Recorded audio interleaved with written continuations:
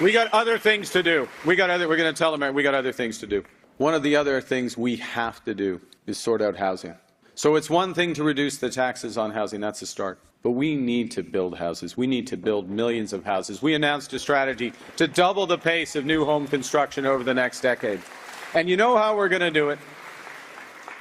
We are going to cut a bunch of regulations. We're going to cut a bunch of costs. Absolutely, no question. Honestly, that is not going to be enough.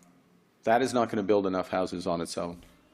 We're going to get the government to come back in to build deeply affordable homes for those who most need it. And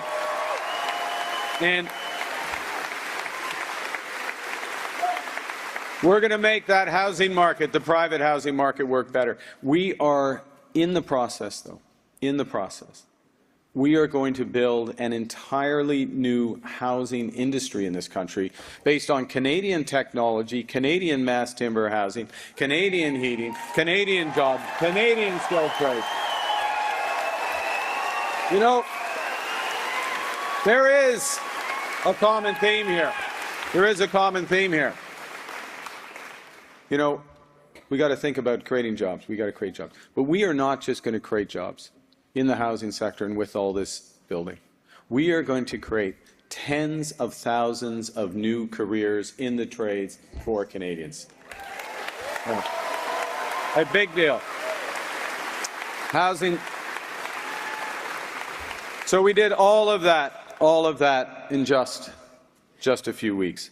So I ended up recording a bunch of talkie-talkie, and then I realized the script for this video was way too long, so I posted it on my website. It'll show up as yesterday because I post my videos in the morning, but you can read it there. But the gist of it is Carney does a really good job of moving the listener's thoughts from one thing to another. If you listen to Pierre's speeches, they're all very, very disjointed. It's slogan to slogan to slogan. They kind of feed into each other, but a lot of the cases, it's written to be clipped, and it's just a word salad. With Carney here, you see him start with housing. Well, actually, you hear him start with the importance of being able to tell America, like, hey, we busy, which is really important because all these people who are like, we need to negotiate, we need to blah, blah, blah, blah, blah, blah, blah. That honestly puts you in a weaker position. Like, the best thing that Canada can do is be like, I can dance with you in a moment. I'm busy. So there's that. You see him do a couple things. One of them is he actually touches on a couple of the points that Pierre has made, like lowering taxes and cutting regulations. He acknowledges those so that anyone who has heard a Pierre speech and thinks like maybe that little attack chihuahua has some good ideas, they can hear Carney say the same sort of words and be like, oh, okay, this isn't a difference between the parties. But for Pierre, when he talks about cutting regulations, it's about cutting the regulations that keep you from dying at work, that keep trains from derailing in the middle of cities, things like that. Like, the Conservatives will cut the regulations that the donors who paid for their campaigns want gone.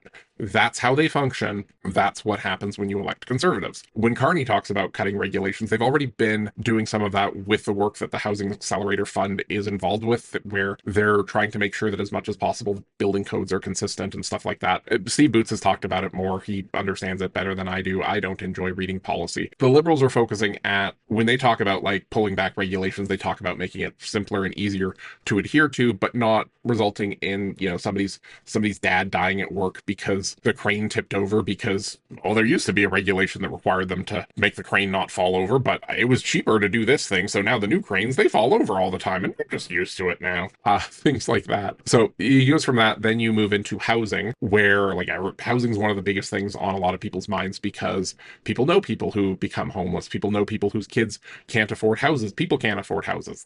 Even if you're not actively looking for a house, you know that the housing market is broken, and it got broken by the people making money in the housing market. Incidentally, they are still making money because they're just making highly, highly profitable homes. They don't want to build the type of homes that have a low profit margin, but everybody wants to buy the homes that have the low profit margin because they just want something to get into the housing market. So he talks about that, but then that leads into training people for trades.